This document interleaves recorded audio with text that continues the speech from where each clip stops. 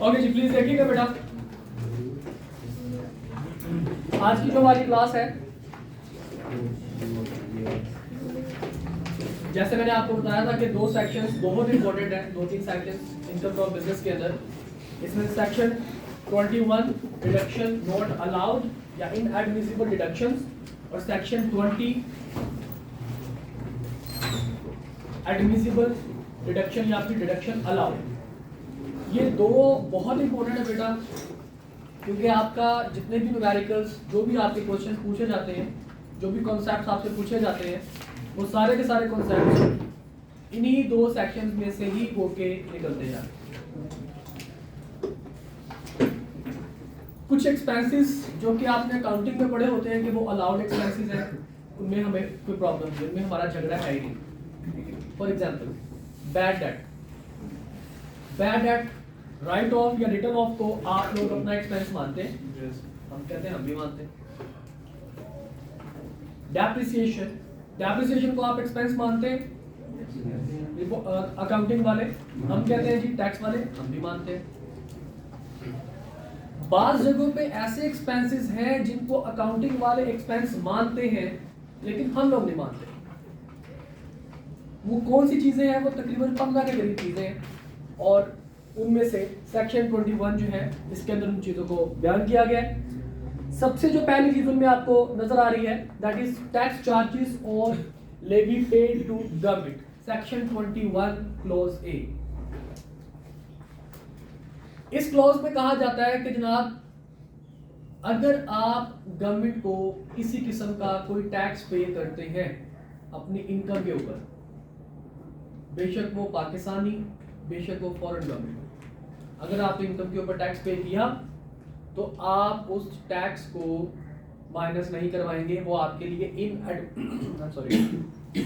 वो आपके लिए इनएडमिसिबल एक्सपेंस बन जाएगा। अगर आप थोड़ा सा गौर करें तो जब हम लोग इनकम फ्रॉम अदर सोर्सेज में डिविडेंड को लिखा करते थे तो ग्रॉस अप करते हुए जो टैक्स विद होल्ड होता था वो मैं ऐड करवा देता था। उसकी रीजन ये थी कि इसी तरह आपके पास इनकम फ्रॉम बिजनेस में भी जब आपको उसने बताया होगा सेल्स ये है, रेवेन्यू जिसको कहते हैं, कॉस्ट ऑफ सेल ये है, ग्रॉस प्रॉफिट इतना आया, इसमें से ये एक्सपेंसेस मैंने माइनस करवाए और अब ये नेट प्रॉफिट है।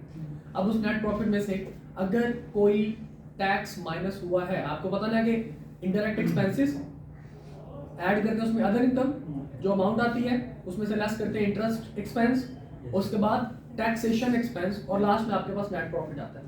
कहता जी अगर इस प्रॉफिट में से नेट प्रॉफिट इस तरह से हासिल किया गया कि इसमें से टैक्स माइनस हुआ है तो हम क्या करेंगे? हम उस टैक्स को ऐड बैक करेंगे। देखिए, मैं कहता हूं कि एक एक्सपेंस अलाउ नहीं है। बीइंग एन अकाउंटेंट आप लोग कहते हैं कि सर ये एक्सपेंस अलाउड है। हमारा झगड़ा इस चीज पे, जब आप टैक्स का पेपर देंगे तो आप टैक्स की बात सुनेंगे, जब अकाउंटिंग का पेपर देंगे तो अकाउंटिंग की बात सुनेंगे। टैक्स वाले कहते हैं कि अगर आपने इनकम के ऊपर कोई टैक्स लगता है तो वो आपका एक्सपेंस नहीं होना चाहिए, वो आपका एक्सपेंस नहीं होगा। अकाउंटिंग वाले कहते हैं कि जनाब प्रॉफिट निकलता ही तब है जब आप उसमें से टैक्स माइनस कर लेते हैं। अब अगर आपने बीइंग अकाउंटेंट, आप लोगों ने अपनी नेट प्रॉफिट निकालते हुए आपने टैक्स माइनस किया हुआ था, जब आप मेरे पास आएंगे और कहेंगे सर हमारे ₹1,00,000 प्रॉफिट है, मैं कहूँगा कैसे? उसने कहा सर ये इस तरह से। लास्ट में आपने कहा सर इसमें से 1,20,000 बचता था, 20,000 रुपये का टैक्स माइनस किया, बाकी रिमेनिंग ₹1,00,000 हमारे हिसाब से ₹1,00,000 का प्रॉफिट है। मैं कहूँगा इसमें जो तुमने टैक्स को एक्सपेंस बना के 1,20 में से माइनस करवा के ₹1,00,000 का नेट प्रॉफिट लिखा हुआ है, मैं इस प्रॉफिट के साथ एग्री नहीं करता, क्योंकि मैं टैक्स को एक्सपेंस नहीं मानता। आपने माइनस करवाया हुआ है, अब मैं इस एक्सपेंस को अलाउ नहीं करता, मुझे क्या करवाना पड़ेगा? ऐड करना। अगर कोई ऐसी इनकम जो आपने ऐड की हो, इनकम को आप ऐड करते हैं ना, और मैं उस इनकम को फॉर एग्जांपल नहीं मानता, तो मुझे आपको क्या करना पड़ेगा? मेरे बैलेंस के साथ मैच करवाने के लिए आपको माइनस करवाना पड़ेगा। मतलब जो काम आपने किया होगा उसका उलट करना पड़ेगा।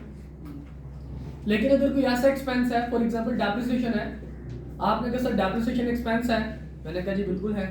अब आपने माइनस करवाया हुआ है और मैं उस एक्सपेंस को मानता हूँ कि बिल्कुल ठीक है, तो क्या आपको दोबारा फिर से माइनस करवाना पड़ेगा या आपको ऐड करना पड़ेगा?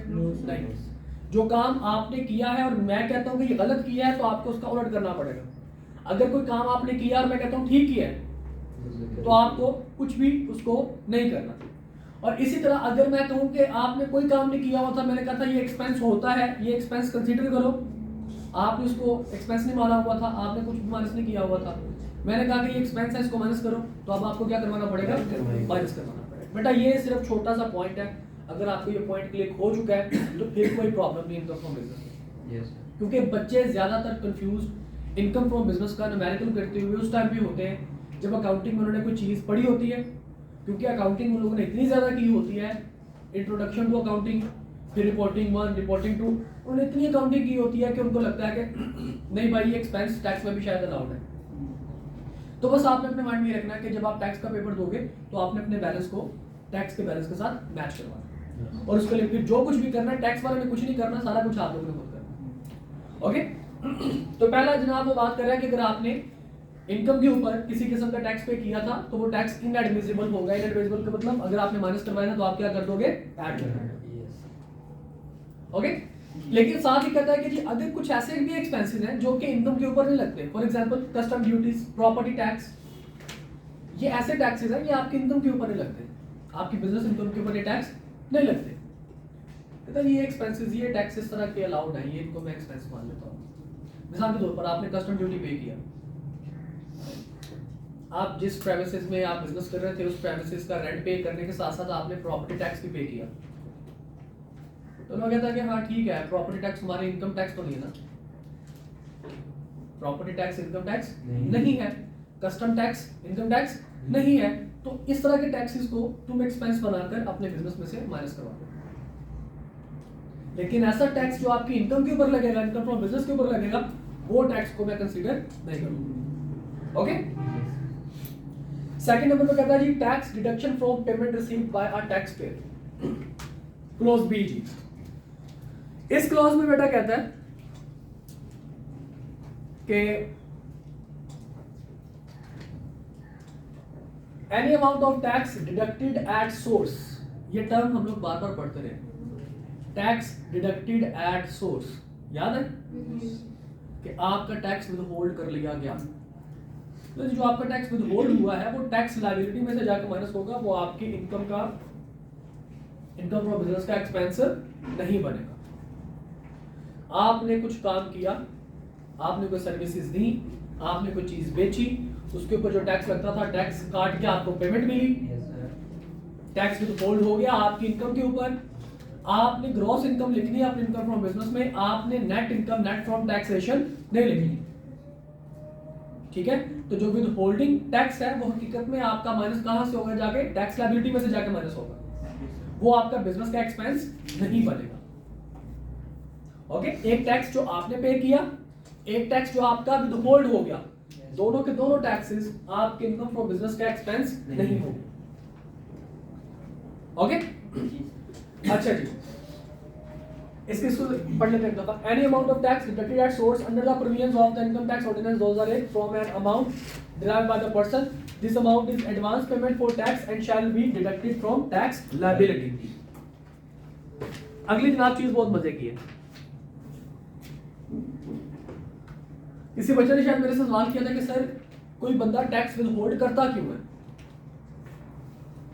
यहाँ पे किसी बच्चे ने सवाल किया था, मुझे याद नहीं है, किसी ने पूछा कि सर जब हम खुद टैक्स पे करते हैं तो कोई बंदा हमारा, आप ही गया था, तो कोई बंदा हमारा जो है वो टैक्स क्यों विद होल्ड करेगा? तो बेटा उसके लिए ये सब क्लॉज सी है, section 21 clause C. C clause ये कहते हैं कि जनाब अगर आप विद होल्डिंग एजेंट हैं,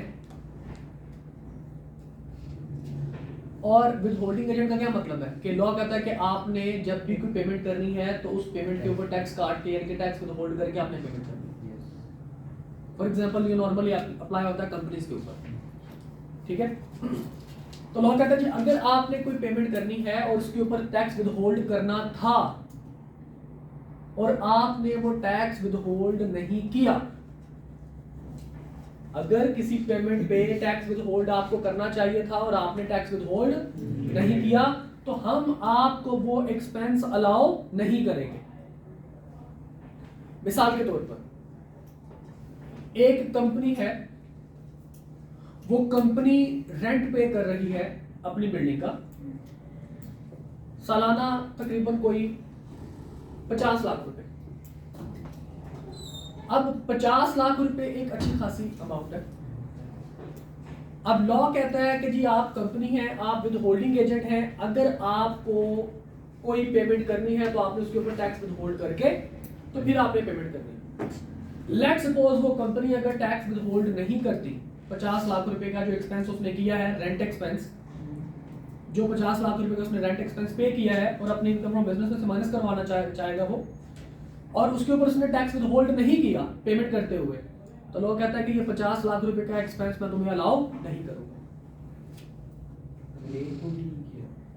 जो सी अमाउंट के ऊपर आपने टैक्स विद होल्ड नहीं किया, उस अमाउंट को एक्सपेंस के तौर पर आप कंसीडर नहीं कर सकते। ओके, समझा की बात की? दोबारा सुन लीजिए। मेरे क्लाइंट हैं, उनका ये प्लाजा हिलाजी उनका काफ़ी सारे हैं। एक स्टाइलो वर्षन मार्केट के अंदर, शायद मैं पहले भी एग्जाम्पल दे दूँगा, वर्षन मार्केट के अंदर स्टाइलो का जो है वो जो मतलब उनका बनाया हुआ है वो प्लाजा वो उन्हीं का ही है। तो वो रेंट पे उनको रेंट मिलता है और वो रेंट भी मतलब माशाल्लाह अच्छा खासा रेंट है उनका। तो अब अगर मैं उसको कन्वर्ट करूँ ईयर में, तो अप्रॉक्सीमेटली वो तकरीबन कोई 50-60 लाख के करीब वो बन जाता है सालाना।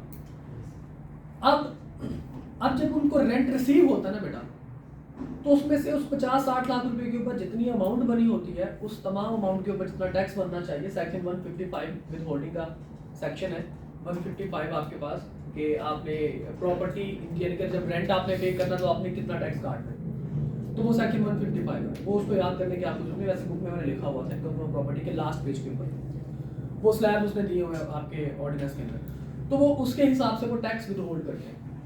अब स्टाइलो वालों को हमने कहा, मेरे क्लाइंट ने मुझे कहा कि जी ऐसा पॉसिबल है कि ये मतलब ये क्यों करते हैं ऐसे, ये टैक्स विद होल्ड ना करें जब मैं खुद ही टैक्स पे कर देता हूँ।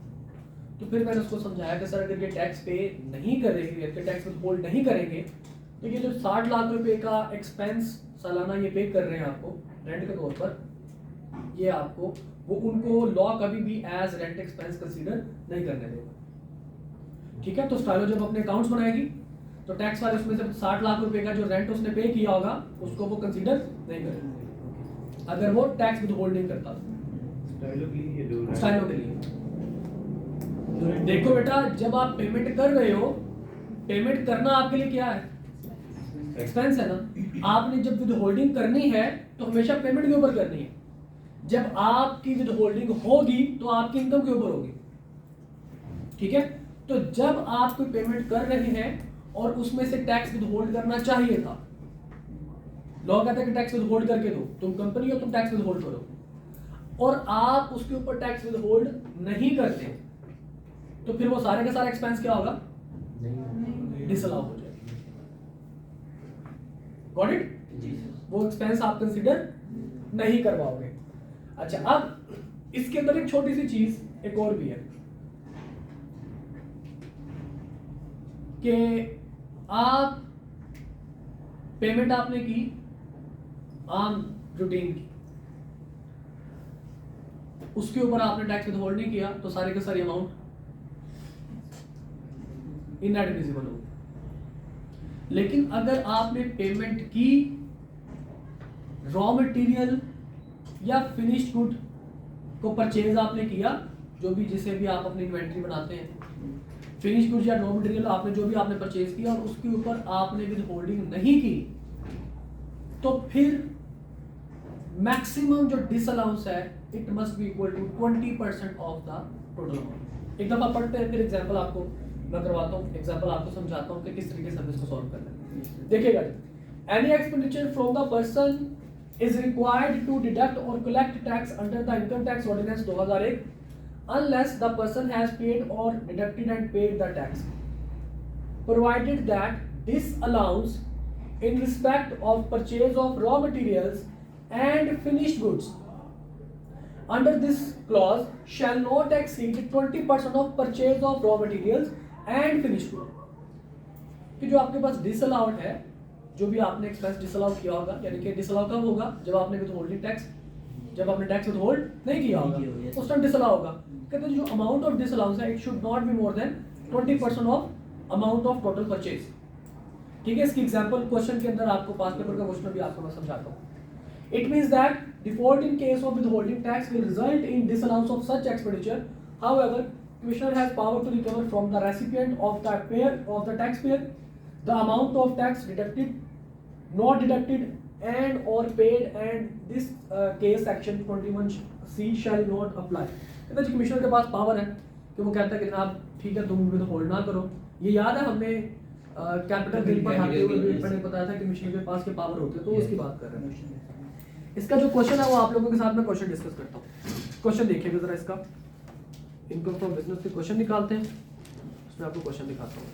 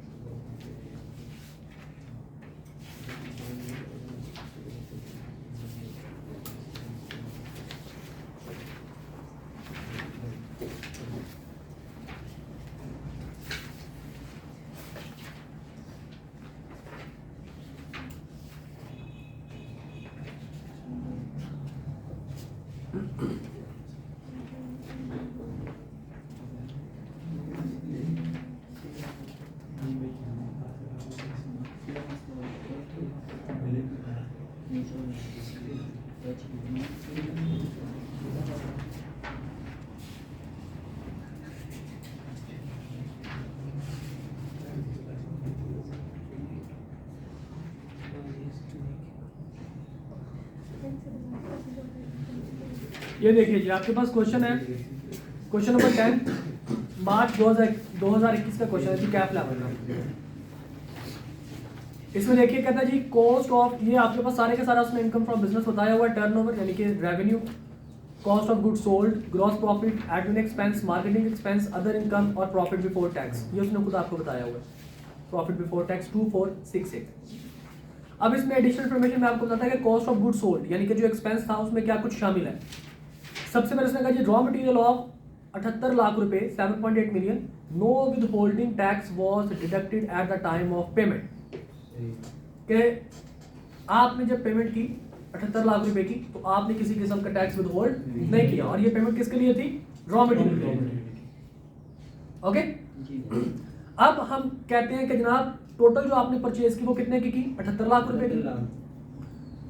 अब इस 78 लाख रुपए के ऊपर आपने टैक्स विद होल्ड नहीं किया, और जब आपने इसके ऊपर टैक्स विद होल्ड नहीं किया तो आपको ये एक्सपेंस अलाउ नहीं करना चाहिए. ऐसे ही है. और क्योंकि ये केस कौन सा है, रॉ मटेरियल का है, तो रॉ मटेरियल के ऊपर आपके पास हमने रिस्ट्रिक्शन पड़ी थी कि अगर रॉ मटेरियल के केस में आपने विद होल्डिंग नहीं की तो जो डिसअलाउंस है वो मैक्सिमम कितनी होगी, 20% ऑफ परचेज. ठीक है जी, देखिएगा जी क्वेश्चन नंबर 10 था ना, इसका सॉल्यूशन जरा सारे इसको देख लेते हैं.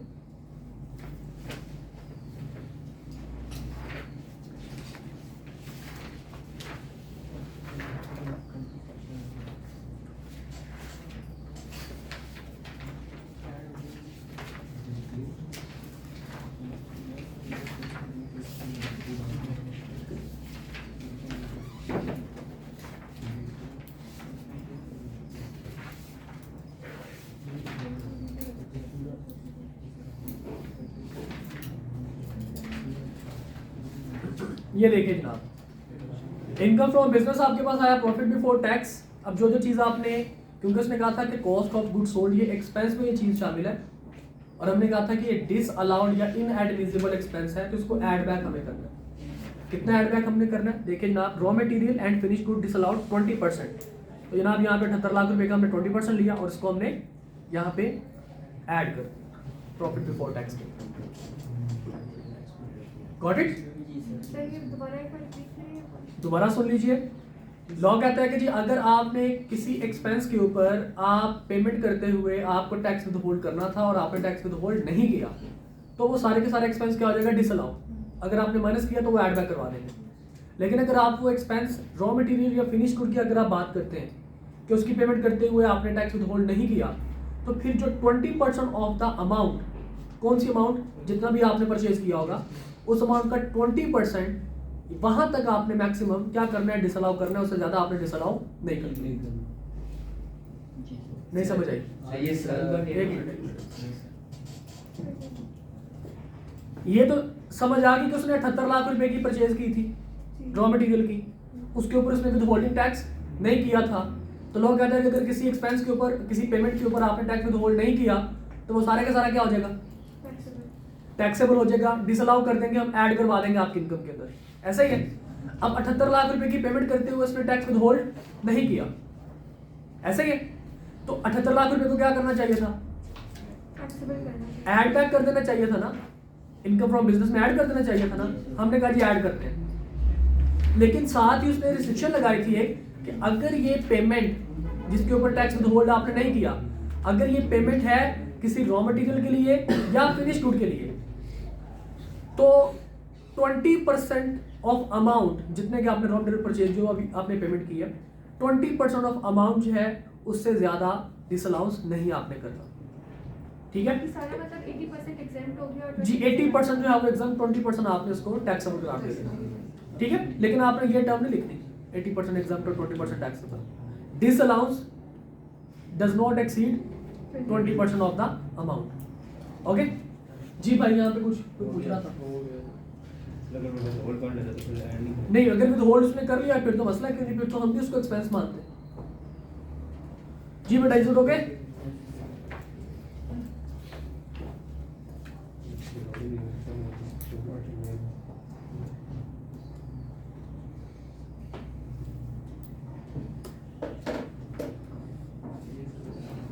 इसके बाद देखिए जी,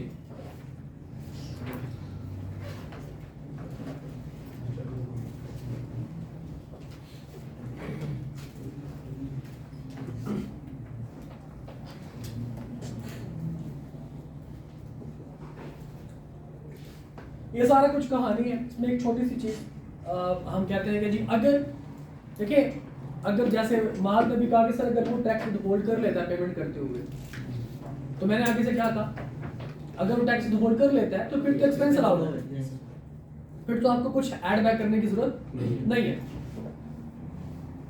लेकिन अगर केस ऐसा हो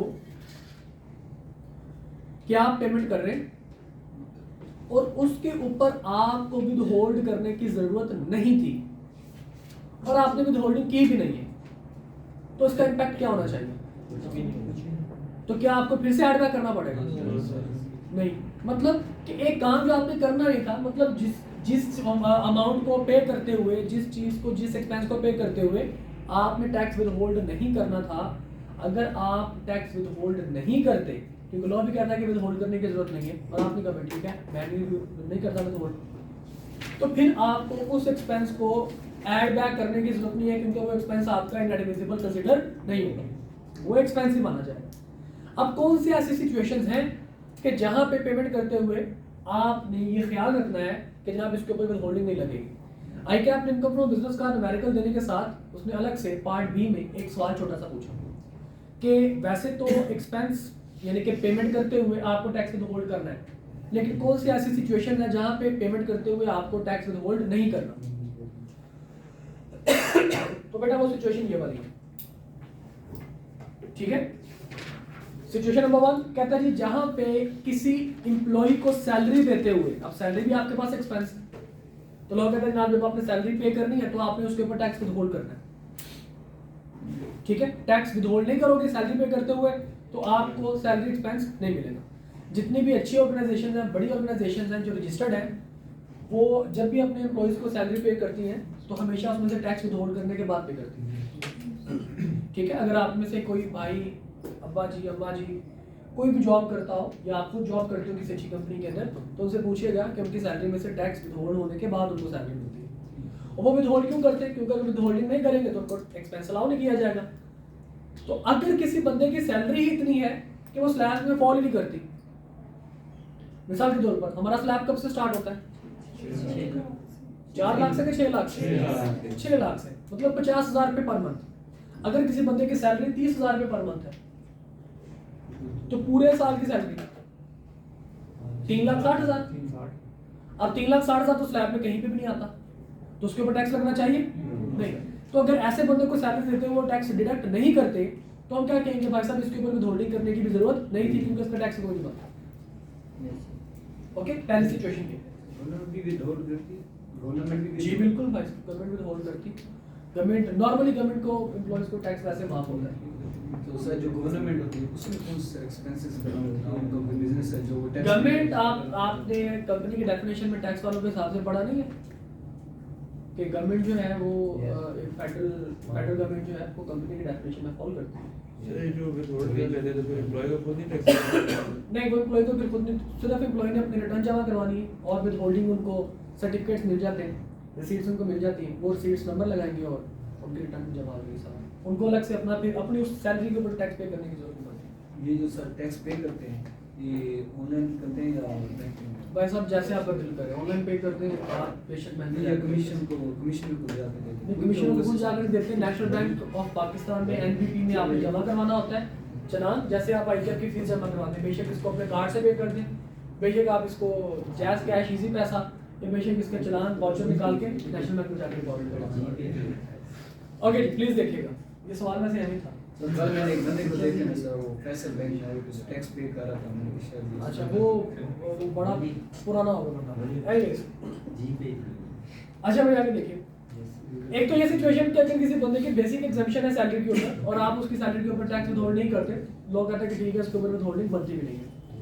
दूसरी सिचुएशन कहता है जी जब आपने पूरे फाइनेंशियल ईयर में पेमेंट करनी हो एग्रीगेटिवली, मतलब पूरे साल में आप अगर पेमेंट कर रहे हैं तो अगर ये इन अमाउंट से कम की अमाउंट पे अगर आप कर रहे हैं तो उनके ऊपर भी आपको विथहोल्ड करने की जरूरत नहीं है। कौन सी? कहता है जी चीज़ों को परचेज करते हुए अगर आपने 75,000 रुपये से कम की चीज़ें पूरे साल में परचेज की है तो 75,000 से कम की अमाउंट के ऊपर आपने किसी किस्म का टैक्स विथहोल्ड नहीं करना, ठीक है। पूरे साल में आपने जो गुड्स परचेज की हैं वो 75,000 से कम की हैं, पूरा जो आपका गुड्स के ऊपर जो एक्सपेंस आया वो 75,000 से कम आया पूरे साल का एग्रीगेटिवली, तो हम क्या कहेंगे जनाब आपको किसी किस्म का आपको टैक्स विथहोल्ड करने की जरूरत नहीं है। सेकंड नंबर पे कहता है जी अकाउंट ऑफ सर्विसेज, कि अगर आपने कोई सर्विसेज ली है किसी से, एक है चीज परचेज करना है सर्विसेज लेना, आपने अगर किसी की सर्विसेज ली है और वो सर्विसेज 30,000 से ज्यादा की नहीं थी पूरे साल के अंदर एग्रीगेटिवली, सारे जितनी भी आपने सर्विसेज ली है वो पूरे साल में 30,000 रुपये से ज्यादा की सर्विसेज नहीं थी और आप उनको पेमेंट आप उनकी कर रहे हो, तो लॉ कहता है कि जी अब आपको इसके ऊपर विथहोल्डिंग करने की जरूरत नहीं, ठीक है। और लास्ट में कहता है जी अगर आपने किसी किस्म के कॉन्ट्रैक्ट को एग्जीक्यूट करवाना था, मतलब आपने किसी का कोई कॉन्ट्रैक्ट किसी के साथ किया था, उस कॉन्ट्रैक्ट को एग्जीक्यूट करवाने के लिए, कॉन्ट्रैक्ट को फुलफिल करने के लिए आपने कुछ कॉस्ट आपको, यानी कि एक तो है कॉन्ट्रैक्चुअल कॉस्ट, एक है उसकी एग्जीक्यूशन कॉस्ट, ठीक है। कॉन्ट्रैक्ट को एग्जीक्यूट करवाने के लिए उसकी एग्जीक्यूशन कॉस्ट जो है अगर वो 10,000 रुपये से ज्यादा नहीं है, 10,000 से कम है, तो उसके ऊपर भी आपको टैक्स विथहोल्ड करने की जरूरत नहीं। ये 3 अमाउंट्स ऐसे हैं जिनके ऊपर आपको अगर पेमेंट कर रहे हो इन अमाउंट से कम तो आपको टैक्स विथहोल्ड करने की जरूरत नहीं है।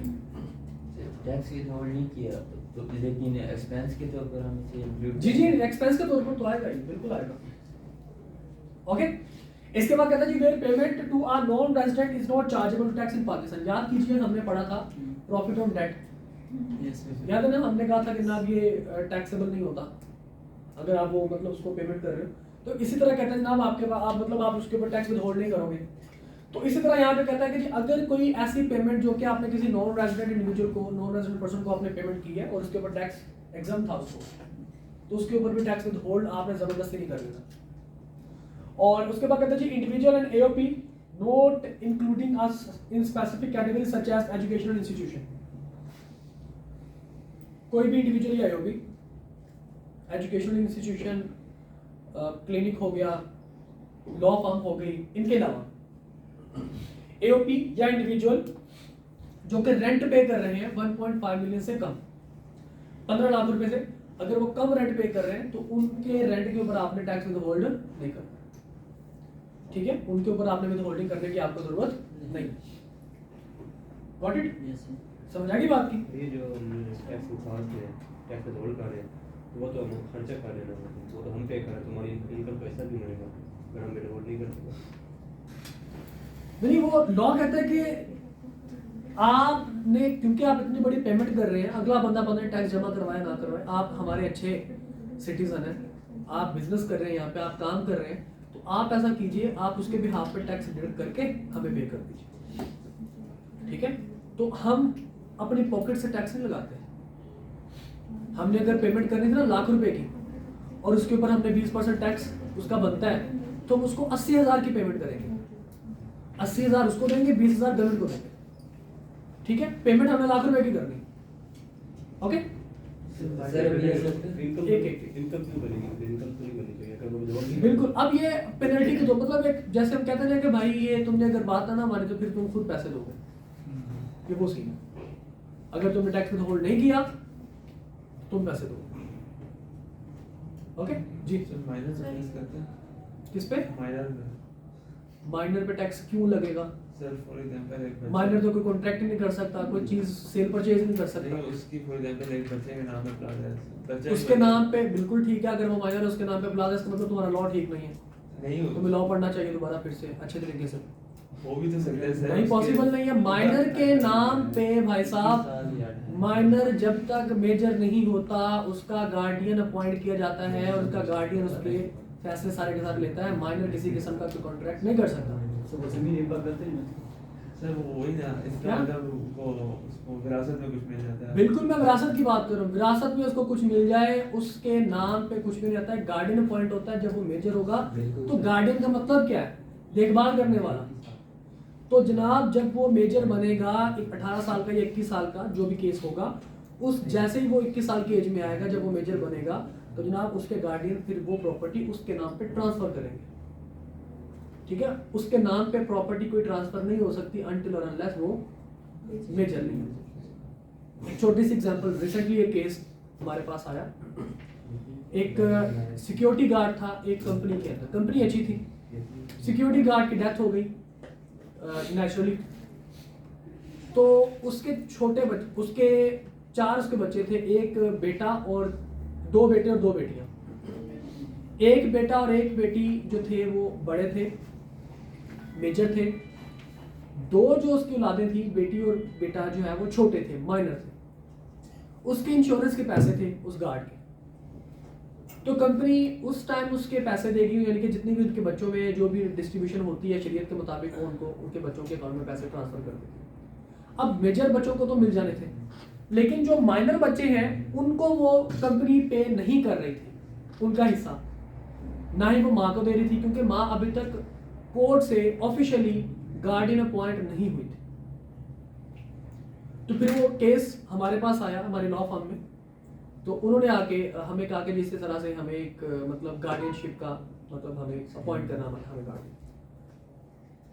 तो उसके लिए पहले वो प्रॉपर इसका केस है, आपको अखबार इश्तिहार देना होता है कि जनाब ये फलां बंदा है, उसकी डेथ हो चुकी है, तो अब इसके जो छोटे बच्चे हैं इनको हम, इसकी माँ मदर को हम लोग या जो भी अंकल वगैरह जो भी हैं जिंदा है उसको हम लोग जो है उनका गार्डियन अपॉइंट कर रहे हैं। उसके बाद फिर कोर्ट स्टेटमेंट के तौर पर उनको बुलाती है कि स्टेटमेंट आगे बच्चों दो कि क्या वाकई तुम इसकी गार्डियनशिप में जाना चाहते हो। तो वो गार्डियन अपॉइंट किया जाता है। गार्डियन अपॉइंट होने के बाद आपको लेटर मिलता है, सर्टिफिकेट मिलता है, गार्डियन सर्टिफिकेट, और वो फिर आपने जमा करवाना होता है जाके बैंक में या जिस जगह पे आपके पास पैसे हैं, तो फिर वो आपको पैसे देते हैं, गार्डियन को पैसे मिलते हैं। अगर उसके नाम पे कोई प्रॉपर्टी है तो पहले गार्डियन के नाम पे जी, गार्डियन के नाम पे नहीं होगी भाई, वो प्रॉपर्टी रहेगी कि जनाब ये प्रॉपर्टी फिलहाल इसके बाप के नाम पे है। जैसे ही बेटा बड़ा होगा, बेटा या बेटी जैसे ही 21 साल के होंगे उसको ट्रांसफर कर दी जाएगी। ठीक है, लेकिन उसके बेनिफिट के लिए गार्डियन अगर कोई चीज कोई काम ऐसा करना चाहता है, बिजनेस करना चाहता है, तो उसके पैसे को यूज करके गार्डियन उसके बेनिफिट के लिए कर सकता है। ओके, और किसी का क्वेश्चन? सर ये AOP वाला पार्ट था। कौन सा? AOP वाला। कहता जी अगर कोई AOP या इंडिविजुअल अगर वो आपको रेंट पे कर रहे हैं, ठीक है, यानी कि आप उनको रेंट पे कर रहे हो किसी इंडिविजुअल या AOP को, ओके, और वो रेंट 15 लाख रुपए से कम है, तो आपको उसके ऊपर विथहोल्ड करने की जरूरत नहीं, टैक्स विथहोल्ड करने की जरूरत नहीं। जी बेटा, एनी अदर क्वेश्चन? सर अगर आप किसी कंपनी में जॉब करते हैं और जी। वो आपको टैक्स विथहोल्ड करके आपको पेमेंट करते जी। हैं और उसके बाद आपको कंपनसेट करते हैं, जो कंपनसेशन के तौर पर आपको पेमेंट मिलेगी तो उसके बाद में टैक्स ऑन सैलरी कैसा होगी वो आपको एंड में बताऊंगा, सारा कुछ करने के बाद, ठीक है। वो टैक्स फ्री सैलरी के नाम से आता है कि एम्प्लॉयर कहता है कि टैक्स भी हम भी आपका पे करेंगे, ओके। तो इंशाल्लाह वो पॉइंट है, वो उस एक पॉइंट के अंदर 3-4 केसेस हैं, वो सारे के सारे इंशाल्लाह मैं डिस्कस करूंगा। जी बेटा, एनी अदर क्वेश्चन? चले आगे। अच्छा, इससे अगला बेटा जो आपके पास क्लॉज है, फोर्थ आपके पास जो पॉइंट है बेटा, ये बेसिकली सेल्स टैक्स एक्ट 1990 के अंडर है, जो आपका दूसरा पार्ट है टैक्स का। एक तो इनकम टैक्स है, दूसरा सेल्स टैक्स है। तो सेल्स टैक्स के अंदर आप एक चीज पढ़ेंगे, थर्ड स्केड्यूल। अब डिफरेंट स्केड्यूल्स हैं सेल्स टैक्स के अंदर, और हर स्केड्यूल में डिफरेंट आइटम्स हैं, मुख्तलिफ चीजें हैं। फॉर एग्जांपल जैसे हम कहते हैं कि जनाब जो आपके डेली कंज्यूमेबल्स हैं, फॉर एग्जांपल टूथब्रश की बात कर ले, टूथपेस्ट की बात कर ले, सॉप की बात कर ले, परफ्यूम्स की बात कर ले, ठीक है, फेस वॉश की बात कर ले, शैम्पू की बात कर ले, जो भी आपका दिल करता है, जो भी आपका दिल करता है, जो कि डेली कंज्यूमेबल है, ठीक है, वो तमाम की तमाम चीजें बेसिकली एक स्केड्यूल के अंदर मौजूद है, और उसको वो कहते हैं थर्ड स्केड्यूल। उसका नाम क्या है? Third schedule. तो भाई साहब सेव गार्ड ना जरा सी हो तो बोल मर ना जाना इसने कहा है सर, मैंने नहीं कहा। ओके जी, हो गई इसकी भी। यार प्लीज, थर्ड स्केड्यूल की आइटम्स सेल्स टैक्स एक्ट 1990 के अंदर यहाँ पे टर्म यूज होगी। थर्ड कौन सी टर्म? Third schedule item. तो आपके अपने माइंड में थर्ड स्केड्यूल आइटम का मतलब ये जो आपके डेली कंज्यूमेबल की चीजें होती है, ये वो मेंशन कर देगा कि थर्ड स्केड्यूल की आइटम। आपको आइटम याद रखने की जरूरत नहीं। एक टर्म यहाँ पे यूज होगी इनएक्टिव। इनएक्टिव का मतलब होता है आपका जो टैक्स पेयर्स है, आपकी ATL, आपका एनुअल टैक्स पेयर लिस्ट जो निकलती है, अब हर मार्च के अंदर वो टैक्स पेयर लिस्ट देते हैं। अगर किसी बंदे का ATL में नाम आ रहा है, एनुअल टैक्स पेयर लिस्ट में अगर किसी बंदे का नाम आ रहा है, तो हम क्या कहेंगे कि ये बंदा एक्टिव है, he is active tax payer. अगर किसी बंदे का नाम उस ATL में नहीं आ रहा, हम क्या कहेंगे? ये बंदा इनएक्टिव है। ओके, मतलब ऐसा बंदा जो टैक्स पेयर नहीं है, जो फाइलर नहीं है। आम भाषा में एक्टिव टैक्स पेयर को कहते हैं फाइलर, और इनएक्टिव टैक्स पेयर को हम लोग कहते हैं नॉन फाइलर। ओके, ये दो टर्म्स अपने माइंड में बिठाना। अभी थोड़ा सा मैं आगे चलता हूं। देखिए जी, मैं पढ़ता हूं, उसके बाद इस चीज को एक्सप्लेन करता हूं। Any amount of commission paid or payable in respect of supply of products listed in the third schedule of sales tax act 90। कोई भी कमीशन आप पे कर रहे हैं, किसके लिए? कि आपने थर्ड शेड्यूल की आइटम को सप्लाई किया, बेचा, और वहां से आपने कमीशन लिया। ठीक है, मैं यहाँ पे बिजनेस की बात कर रहा हूँ कि जनाब उसका काम क्या है? कमीशन जनरेट करना। Where the amount of commission paid exceeds 0.2% of gross amount of supplies। अगर आपके पास जो आपने कमीशन पे की है या जो आपको कमीशन मिली है, अगर वो 0.2% ऑफ अमाउंट सप्लाई, यानी कि जितने की आपने चीज बेची है उसकी 0.2% से ज्यादा है, तो क्या होगा? Therefore, unless the person to whom commission is paid or payable, as the case may be, is appearing in the active taxpayer list under this ordinance, is inadmissible deduction। कहते जी, अगर वो बंदा एक्टिव टैक्स पेयर लिस्ट में अगर उस बंदे का नाम नहीं आता, यानी कि ATL में अगर उस बंदे का नाम नहीं आता, मतलब अगर वो बंदा इनएक्टिव है और आप उसको कमीशन पे कर रहे हो, और कमीशन कितनी आप पे कर रहे हो 0.2% ऑफ टोटल सप्लाई, यानी कि जितनी उसने चीजों की सप्लाई की होगी उसके 0.2% से ज्यादा अगर आप उसको कमीशन पे कर रहे हो और वो बंदा इनएक्टिव है, तो फिर 0.2% से ज्यादा जितनी भी अमाउंट होगी सारी की सारी इनएडमिसिबल हो जाएगी, डिडक्ट नहीं होगा। वो आपके पास ऐड बैक कर देंगे। मिसाल के तौर पर आपने कहा जी हमने कमीशन पे किया, हम हमारी बिजनेस ही हमारा फॉर एग्जांपल टूथब्रश बनाने का था। अब टूथब्रश बनाते हुए मेरा एक सप्लायर आया, उसने कहा जी ऐसा है कि आप ये चीज़ें मुझे मैं आगे जो है इसको डिलीवर करता हूँ, मुझे मेरा कमीशन दे दीजिए। लेट्स सपोज उस बंदे ने तकरीबन 10 लाख रुपए की चीज़ें उस बंदे ने क्या की, चीज़ें डिलीवर की, ठीक है, और आपने उसको कमीशन दिया 1%, तो 10 लाख रुपए का 1% कितना बनेगा 10,000 रुपए, ठीक है, 10,000 रुपए बनेगा, ओके। लेकिन उस 1 लाख रुपए का 10 लाख रुपए का 0.2% कितना बनेगा 0.2%, 200 रुपए 0.2%, 2000 बनेगा। 10,000 रुपए 1% उसको आपने, उसने 10 लाख की चीजें सप्लाई की, आपने उसको 10,000 रुपए पे कर दिया, ठीक है जी। अब वो बंदा एक्टिव टैक्स पेयर लिस्ट में एटीएल में उस बंदे का नाम नहीं आ रहा था, तो 0.2% ऑफ टोटल सप्लाई तक हमने कहा जी ओके, 2,000 रुपए तक कमीशन ठीक है। जो ऊपर उसको 8,000 रुपए मिले हैं वो क्या हो जाएंगे डिसअलाउ, आपने उसको ऐड बैक करना होगा। Got it? नहीं समझ आए आप? नहीं समझ, ओके जी बेटा। किसी और को, किसी और बच्चे को समझ ना आई एटीएल में नाम ये समझ ये देखो मतलब टैक्स पे वो टैक्स पेयर नहीं है, इसका मतलब वो एक्टिव नहीं है, ठीक है। तो इसका हेडिंग जरा पढ़े, commission to inactive person on items covered under third schedule of sales tax act 1990। Got it?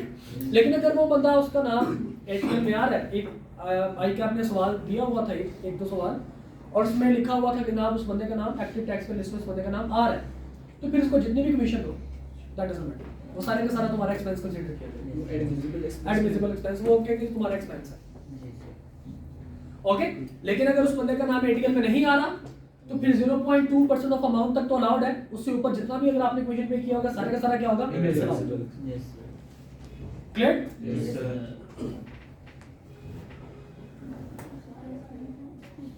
इसके बाद देखिए जी 5 आज कर लेते हैं, ठीक है, डी तक, उसके बाद इंशाल्लाह बाकी कल देखेंगे। एंटरटेनमेंट एक्सपेंडिचर जनाब, यहाँ पे एंटरटेनमेंट का मतलब सिर्फ खाना पीना, ओके, समझ गए ना? क्या कह रहे हो? ये सर मुझे जी बेटा क्या बात कर रहे हो, क्या हुआ? ओके प्लीज देखिएगा भाई, entertainment expenditure section 21 close D. देखिए बेटा, इंसान अगर अपने एंटरटेनमेंट के ऊपर खर्चा अपनी औकात में रह के करे ना, वो तंग नहीं होता, टैक्स वाले नहीं करते। तो खर्चा करो एंटरटेनमेंट, अपने एम्प्लॉयज को खिलाओ, खुद खाओ, यानी कि बिजनेस आप जो आप बिजनेस कर रहे हैं, जाहिर बात है कि जो आप लोग आपके साथ बिजनेस में अटैच्ड हैं, आप उनके ऊपर खर्चा करेंगे तो वो मोटिवेटेड होंगे और आपको काम शाम करके देंगे। तो कहते हैं जी अगर आपके पास, अगर आप, वो बेशक आपके क्लाइंट्स भी हो सकते हैं, वो आपके डिस्ट्रीब्यूटर्स भी हो सकते हैं, वो आपके एम्प्लॉयज भी हो सकते हैं,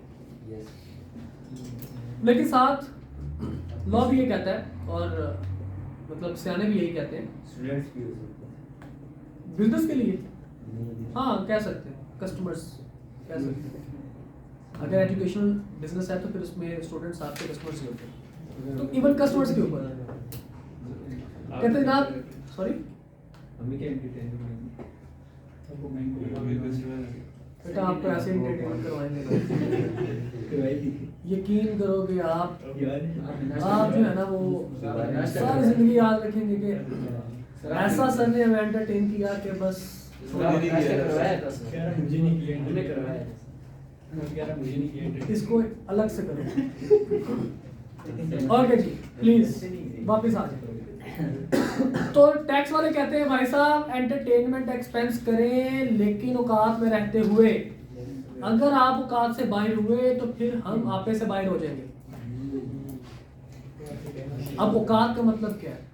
लिमिट। और लिमिट कौन डिफाइन करेगा? लिमिट भी टैक्स वाले ही डिफाइन करेंगे। और जब हम लिमिट की बात करेंगे तो लिमिट में कौन कौन सी चीजें आएंगी पढ़ते हैं ना।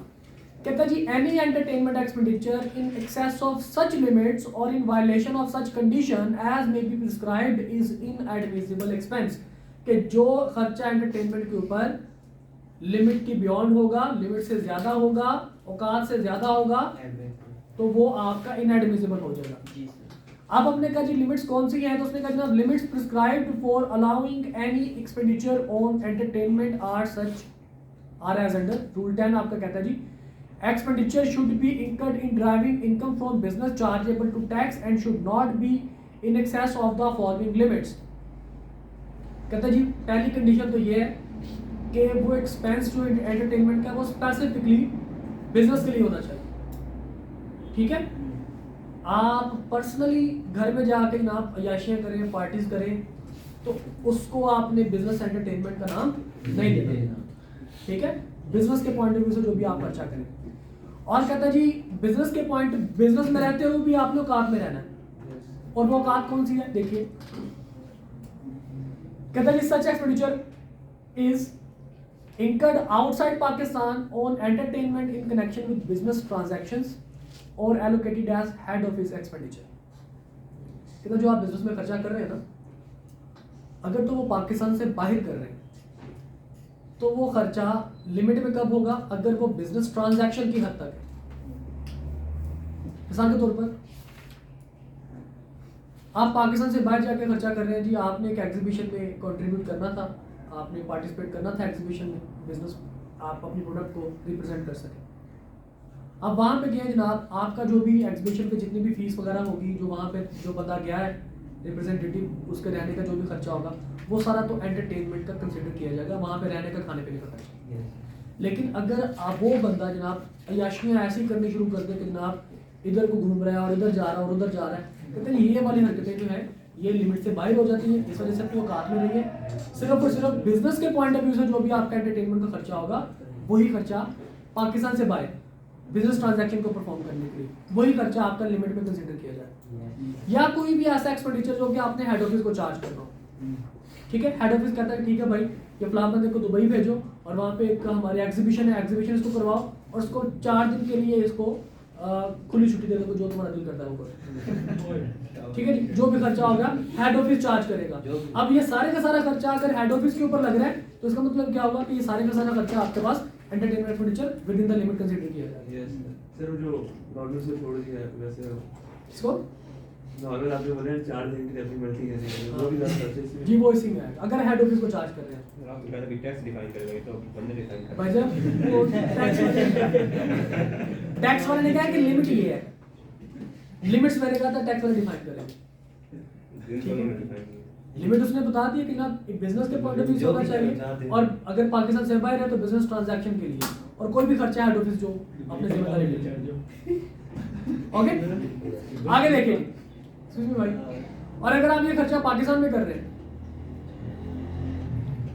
Income in Pakistan on the entertainment of foreign customers and suppliers, के बाहर के मुल्क के आपके कस्टमर्स या सप्लायर्स को एंटरटेन करने के लिए आपने एक पार्टी ऑर्गेनाइज की पाकिस्तान के अंदर और आपने अपने जितने भी आपके वर्ल्ड वाइड इंटरनेशनल जो आपके क्लाइंट्स और जो आपके सप्लायर्स हैं आपने उनको इन्वाइट किया, उनको पार्टी शार्टी जनाब आपने अच्छा खाना खिला दिया और सारा कुछ, तो ये सारे का सारा खर्चा हम कहते हैं जनाब ये भी आपके with in the limit consider किया जाए। ठीक है जी, आउटसाइड पाकिस्तान। इसके बाद देखिए जी, इसके बाद कहता है जनाब आपके पास income on the entertainment of customer and clients at the person's business premises. आप अगर कभी कोई चीज लेने जाए ना और ज्यादा चीज आपने परचेज करनी है मार्केट में, खास करके खवातीन नॉर्मली जब ये कपड़े लेने के लिए जाती हैं तो हस्बैंड बेचारे तो या लड़के जो है वो बाहर बैठे होते हैं, तो बाकी जो है वो जनाब जब ये कपड़े लेने के लिए जाते हैं और जब दुकानदार को पता चल जाए कि जनाब ये तकरीबन कोई 30-40 हज़ार रुपये के कपड़े इन्होंने लेके जाने, तो फिर फटाफट कहेगा छोटे फटाफट करो बाजी के लिए बोतल लेके आओ। चाय लेके आओ, बाजी बताइए क्या पिएंगे? नहीं अगर मुझे रोज़ों में बताइए नहीं। हैं? रोज़ों में नहीं। यार यकीन कर भाई भाई नाम मजबूर करो। देखिए दो यहाँ पे रिस्ट्रिक्शंस है मेरे पे, एक इस सेक्शन की और एक उसकी। उसको स्टॉप कर देते इस सेक्शन की और नहीं, वो सेक्शन की फिर उठा के बाहर फेंक देते। तो भाई मेरे ऊपर दो रिस्ट्रिक्शंस है। यकीन करो मैंने जब कोई मेरे मुंह से ऐसी बात निकल गई ना तो फिर मैंने रुकना नहीं है, क्योंकि फिर वो सारा कुछ खत्म हो जाना और फिर जो मेरे मुंह में आना ना, जो दुआएं मेरे बेशक दुआएं भी हो, वो दुआ भी मैं तुम्हें देना शुरू कर दूंगा। आगे जी। सर हो सकता है नहीं, आप खुद बताएं सर। क्या नहीं हो सकता? रोज़ों में आप नहीं जा सकते सर। और सब रोजों में शॉपिंग करने के लिए इफ्तारी के बाद का टाइम होता है। मैं तो आपका लेवल नहीं है वो साइकिल को समझने का। आपको देख के मुझे पता चल गया है। ओके जी, प्लीज देखिए जी। तो पर्सन के बिजनेस प्रेमिसेस के अंदर अगर वो अपने क्लाइंट से सप्लायर के ऊपर, हम बात कर रहे हैं अगर फॉरेन कस्टमर्स या फॉरेन सप्लायर्स हैं, ठीक है, तो बिजनेस प्रेमिसेस की लिमिटेशन नहीं है, ठीक है, वो आउटसाइड द प्रेमिसेस भी कोई खर्चा करेगा तो एंटरटेनमेंट कंसीडर किया जाएगा। लेकिन अगर पाकिस्तानी क्लाइंट्स हैं और बिजनेस प्रेमिसेस के अंदर खर्चा किया जा रहा है तभी हम लोग मानेंगे। लेकिन अगर बंदा के भाईजान आपको इतनी हैवी किस्म की शॉपिंग करने के लिए आए हैं, बताइए क्या पिएंगे, चाय पानी क्या? जी खाना खाऊंगा और यहाँ से नहीं खाऊंगा, सामने होटल है वहाँ से खाऊंगा, बिल आप पे कर दीजिएगा। अगर वो दुकानदार ये कहता है ना ठीक है भाई जाके खाना खाइए, बिल हम पे कर देंगे, तो वो एंटरटेनमेंट कंसीडर नहीं किया जाएगा, वो बियॉन्ड द लिमिट हो जाएगा। ठीक है, बिजनेस प्रेमिसेस के अंदर जो भी आप अपने क्लाइंट के ऊपर खर्चा करेंगे वो सारे का सारा आपका entertainment with in the limit consider किया जाएगा। ओके, नहीं समझ आई? अच्छा ये थोड़ा सा एंटरटेनमेंट वाला थोड़ा सा जो है वो डिफिकल्ट है, लेकिन इसमें वो नॉर्मली बता देता है कि ये लिमिट है इसकी। ठीक है जी, आगे देखिए जी। Incurred on the entertainment at the meeting of shareholders, agents, directors or employees. Sir जी जी अगर जो होटल से ऑफिस में मकान है, बिल्कुल ऑफिस में, हाँ ठीक है बिल्कुल। अगर होटल से जी बिल्कुल, अगर होटल सुन लो भाई, अब बात किया तो सुन लो ना, मतलब क्वेश्चन भी खुद करते हो, आंसर भी खुद करते हो। अगर आंसर खुद करना तो फिर क्वेश्चन ना किया करो, अगर तंग करने के लिए क्वेश्चन करते हो तो फिर मर्जी है तुम्हारी। जब क्वेश्चन करो फिर उसका आंसर भी सुन लो। आपने आंसर बिल्कुल ठीक दिया कि अगर आपने इसने आंसर के साथ दे दिया अगर आप होटल से खाना मंगवाकर अपने प्रेमिसेस के अंदर अपने क्लाइंट्स को खाना खिला देते हैं तो वो आपका with in the business premises होगा और फिर वो आप उसको एंटरटेनमेंट की लिमिट में लेके आ सकते हैं। नहीं वो लिमिटेड सीट में, ठीक है। अच्छा जी आगे देखिए भाई भाईजान जी प्लीज। अगर सर वो जहाँ हमारे जो बिजनेस है वो एक मॉल है, उसी में अंदर कैंटीन है। यार अब देखें अब आप जब अपनी जिंदगी के पर्सनल एक्सपीरियंसेस मेरे से पूछेंगे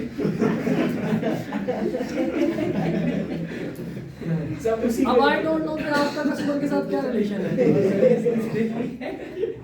कस्टमर आपको पता नहीं क्यों इतना अजीज है कि आप उनको खाने भी खिला रहे हैं। आई डोंट नो मतलब आप किस में इंटरेस्टेड है, कस्टमर में इंटरेस्टेड है या कस्टमर में इंटरेस्टेड है? सर आपने खिलाया नहीं था सर, किसने किसी तरह मोहब्बत हो गई सर। भाई किसने यार वो एंटरटेनमेंट थोड़ी था, वो तुम लोग भूखे थे। ओके जी प्लीज अपने पर्सनल एक्सपीरियंसेस को छोड़कर हम इसकी बात करते हैं। अच्छा जी आप कहते हैं जी शेयर होल्डर्स की मीटिंग हो, एजेंट्स की मीटिंग हो, डायरेक्टर्स की मीटिंग हो या एम्प्लॉयज की मीटिंग हो, मीटिंग के ऊपर जो भी आप खाने पीने का जो भी खर्चा करेंगे वो भी हम with in the limit he consider करेंगे। ओके जब भी आप देखें कि कभी भी आपके पास मीटिंग अभी तो खैर आप लोग जब थोड़े से इंशाल्लाह बड़े होंगे आर्टिकल्स करने के लिए जाएंगे तो फिर आप वहाँ पे देखेंगे आर्टिकल्स में कि जब आप ब्रीफिंग दे रहे होंगे ऑडिटर्स को, बोर्ड मीटिंग के अंदर बैठ के बता रहे होंगे लोगों को, डायरेक्टर्स को कि सर ये हमने काम किया। जब थोड़े से बड़े हो जाएंगे तो उस टाइम पे वहाँ पे आपको खाना भी मिलेगा, ठीक है, तो वो खाना जो है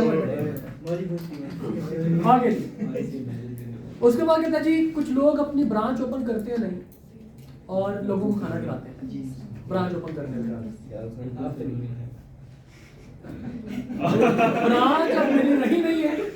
ये बात सही है। मतलब कि भाई देखें, यहाँ तो मैं पार्ट हूँ ना आईपीएल का अभी भी, सिर्फ कितने तो आप मुझे ताना दे। आप भाई साहब मैं आईपीएल का पार्ट ही नहीं हूँ। छोड़ के जा रहे हैं। जब था तब तुम लोगों ने मुझे कहा नहीं है। वो तो मैंने खिलवाया था। ये कौन सी टर्म होती है, खिलवाया था? और पिलवाई थी। सही है भाई। अच्छा जी, तो अगर आप सुन ले भाई, लोग कहते हैं जी अगर आपने नई ब्रांच ओपन करते हुए जो भी अगर आपने एंटरटेनमेंट का खर्चा किया है वो सारे का सारा खर्चा आपका विद इन द लिमिट समझा जाएगा। इसमें एक बड़ा इंपॉर्टेंट नोट है बेटा, याद रखिएगा, नोट जब भी मैं किसी सेक्शन के नीचे या सब सेक्शन के नीचे लिखता हूँ ना, इसका मतलब होता है कि एक ऐसी चीज़ जो अजीबोगरीब क्वेश्चन में पूछी गई है, जो कि शायद उस सेक्शन में कवर नहीं होती, हमेशा उस चीज़ के लिए नोट में देता हूँ। तो नोट को ज़रूर पढ़ा करें। एंटरटेनमेंट के ही अकॉर्डिंग एक क्वेश्चन आईकैप में पूछा था और उस क्वेश्चन को टैकल कैसे करना है वो नोट में यहाँ पे मौजूद है। कहता है नोट कर लीजिएगा क्या, all these people who are entertained should be related to directly to the person's business। जिनको एंटरटेन कर रहे हैं भाई वो डायरेक्टली रिलेटेड हो। आई क्या आपने एक सवाल पूछा था कि जनाब एक पार्टी रखी गई, जितने भी एक कोई बंदा था, फॉर एग्जांपल मिस्टर ए था, उसका बिजनेस था और उसने अपने एम्प्लॉयज की वाइफ्स के लिए पार्टी भाई की वाइफ ही ना हो। जिस एम्प्लॉय की वाइफ ना हो वो दाढ़ी रख ले।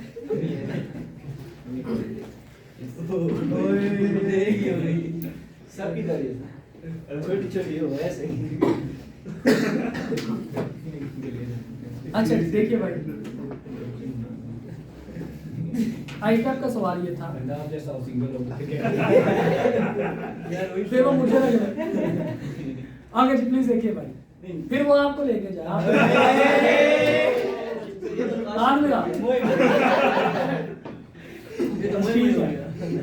तू ही जाएगा, फिक्र मत है। आगे जी प्लीज देखिए। नाराज हो जाएगा। कौन?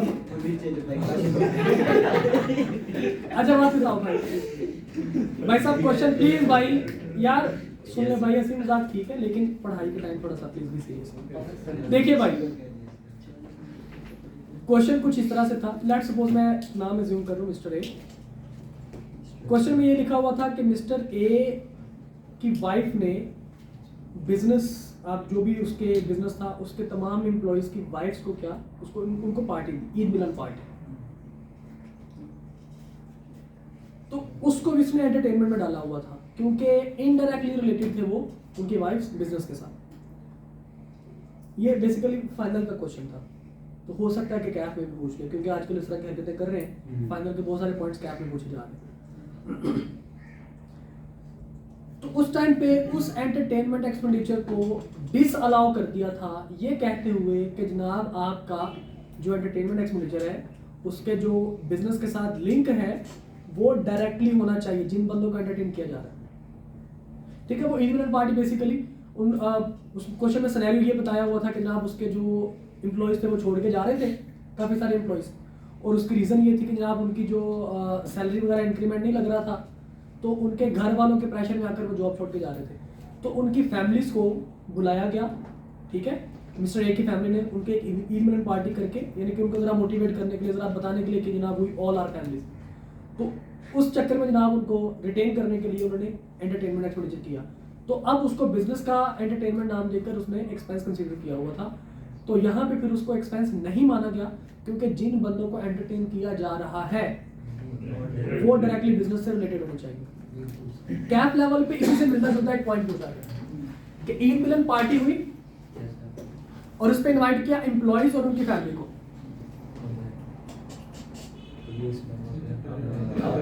Employees with family. अब यहाँ पे क्योंकि एम्प्लॉय मौजूद है तो इस वजह से इट वुड बी कंसीडर्ड कि ये पर्सन जो भी जिनको एंटरटेन किया जा रहा है वो डायरेक्टली रिलेटेड है बिजनेस से। ओके, तो वो एंटरटेनमेंट एक्सपेंडिचर की लिमिट में है।